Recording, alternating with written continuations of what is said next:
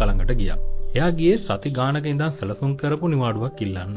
පහුවදා එයාගේ අවුරුදු 6ක් වයස පොඩි දුවගේ ඉස්කෝලේ පළවෙනි නැටුම් ප්‍රසංගය.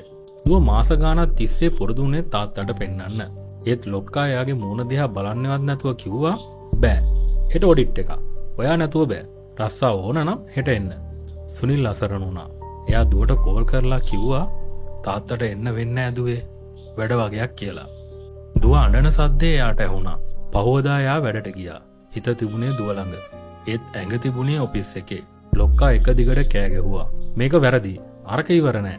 තමුසලා නිකන් පඩි ගන්නවා. පීඩනය දරා ගන්න බැරි තැන සුනිල්ට තදබල හිසරදයක් ආවා.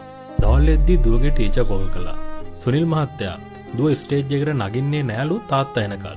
පොඩ්ඩක් එන්න බැරිද? සුනිල් ආයෙත් ලොක්කා ළඟට ගිහින් බැගෑපත් වුණා. සර්, පැයකට ගිහින් එන්නම්.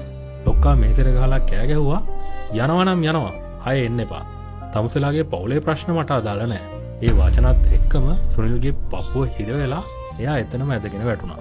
රෝහලේ කොරිඩෝව දුව නටන්න ඇඳගෙන හිටපු ලස්සන ඇඳුම පිටින්ම අඬ අඬා දුවගෙන ආවා. තාත්තේ නැගිටින්න මම නටලා පෙන්නන්නම් කියලා එයා තාත්තගේ පණ නැති ඇඟ බදාගෙන ඇඬුවා. ඒ වෙලාවෙම සුනිල්ගේ බිරිඳට ලොක්කගෙන් කෝල් එකක් ආවා. ඇය හිතුවා ලොක්කා කතා කරන්නේ කනගාටුව ප්‍රකාශ කරන්න කියලා. ඒත් ලොක්කා ඇහුවේ මිසිස් සුනිල් මට ආරංචි වුණා. කනගාටුයි. ඒත් සුනිල් ළඟ තිබුණ ඔෆිස් ලැප්ටොප් එකයි පාස්වර්ඩ් එකයි අද මෙවන්න පුළුවන්ද? අපි හෙට වැඩ ටික කරගන්න ඕන. සුනිල් අවුරුදු 15ක් කැප කළ ආයතනයට එයා මැරලා පැයක් යන්න කලින් එයාව අමතක වුණා. එයාට ඕන උනේ ලැප්ටොප් එක විතරයි.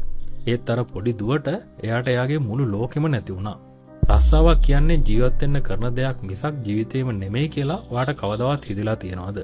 සමහර ලොක්කන්ගේ ටාගට් සහ ඩෙඩ්ලයින් නිසා අහිංසක මිනිසුන්ගේ හුස්ම ටික පවා හිරෙන බව ඔයා දන්නවද? ලොක්කෙක්ට ඔයා කියන්නේ තවත් එක සේවකයෙක් විතරයි. ඒත් පවුලට ඔයා කියන්නේ මුළු විශ්වයම. රැකියාව වෙනුවෙන් මැරෙන්න එපා. පවුල වෙනුවෙන් ජීවත් වෙන්න.